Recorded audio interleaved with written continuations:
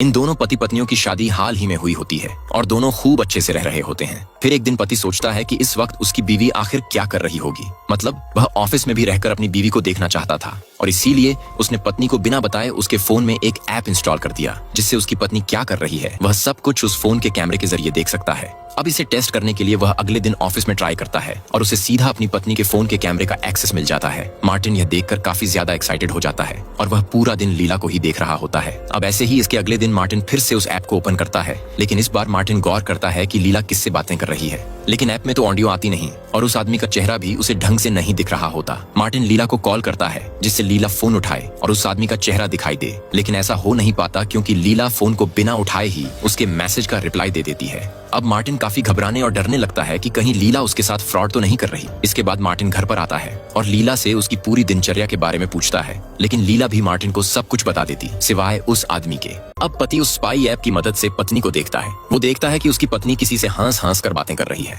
Martin तभी लीला को call करता है और उससे बेडरूम में रखी एक फाइल के बारे में पूछता है, लेकिन असल में वहाँ कोई फाइल नहीं होती। लीला फाइल चेक करने जाती है। फिर मार्टिन कहता है कि कोई बात नहीं, मैं खुद आकर ढूंढ लूंगा। लेकिन मार्टिन एक चीज नोटिस करता है कि अब लीला थोड़ी डर सी जाती है कि कहीं उसका भांडा फूट न जाए। तभी लीला उस आदमी को जल्द ही वहाँ से जाने के लिए बोलती है। उसी टाइम मार्टिन फोन का बैक कैमरा ऑन करता है और तभी वहाँ से कोई आदमी बाहर जा रहा होता है। मार्टिन सोचता है कि ये वही आदमी है जो रोज लीला से मिलने आ रहा है। अब ये सब देखकर मार्टिन की रातों की नींद उड़ जाती है कि कौन है वो आदमी और उसके साथ लीला का क्या चक्कर है।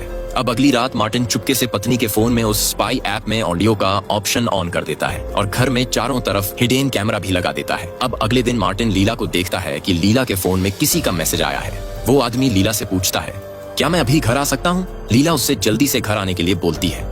अगले दिन मार्टिन उस स्पाई ऐप के जरिए देखता है कि उसकी बीवी को कोई आदमी मैसेज भेज रहा है और वो आदमी उसकी पत्नी से पूछता है, क्या मैं घर आ सकता हूँ? जिस पर लीना उससे जल्द ही घर आने को कहती है। कुछ देर के बाद वो आदमी घर आ जाता है और तब लीना अकेली होती है। वो आदमी लीना से बड़ी प्यारी प्यारी बातें करता है और कुछ देर वहाँ रुककर वहाँ से चला जाता है। इससे मार्टिन का दिल टूट जाता है कि जिसको मैंने अपनी जिंदगी माना, लाइफ पार्टनर माना, उसने धोखा दे दिया मुझे। अब अगले दिन मार्टिन देखता है कि उसकी पत्नी लीना कहीं दूसरी जगह पर जा रही है, जहाँ जाकर वो उसी आदमी से मिलती है जो कल उसके घर आया था। वो आदमी लीना से कहता है कि अगर तुम्हें मेरे साथ रहना है तो तुम्हें अपने पति को मारना ही होगा। वो लीना से ये भी पूछता है, क्या तुम अपने पति को मार पाओगी? लीना जवाब देती है, हाँ, उससे मार दूंगी मैं, कोई दिक्कत नहीं है। ये सुनकर तो मार्टिन का हाल बेहाल हो जाता है। बाद में वो आदमी लीना को जहर का पैकेट दे देता है और कहता है, इसे अपने हस्बैंड के खाने में मिला देना, जिससे वो आराम से मर जाएगा, और अगर ऐसा न कर पाओ तो ये गन रख लो, इससे उसको मार देना। अब लीना भी एक धर्म पत्नी के जैसे वो दोनों चीजें घर लेकर आ जाती हैं। अब मार्टिन लीना को घर भेजकर खुद उस अनजान आदमी की लाश को ठिकाने लगाने का फैसला करता है ताकि इसका इल्जाम लीला पर ना आ जाए।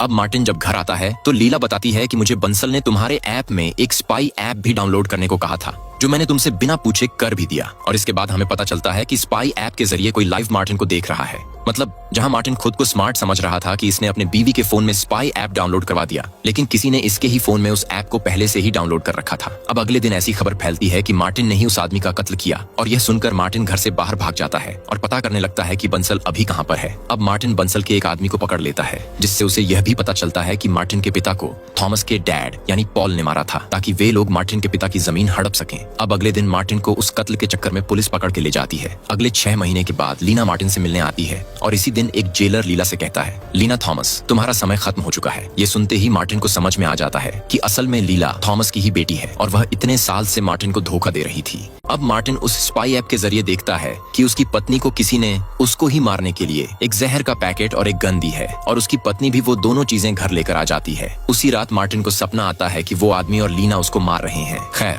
अगले दिन मार्टिन देखता है कि लीना आज फिर उसी आदमी से मिलने जा रही है और अब मार्टिन लीना का पीछा करता है। जब वो लीना का पीछा करके उस सुनसान सी जगह पर पहुंचता है तो वो देखता है कि लीना और उस आदमी के बीच बहुत बहस हो रही है। लीना कहती है, मैं अपने हस्बैंड को नहीं मार सकती।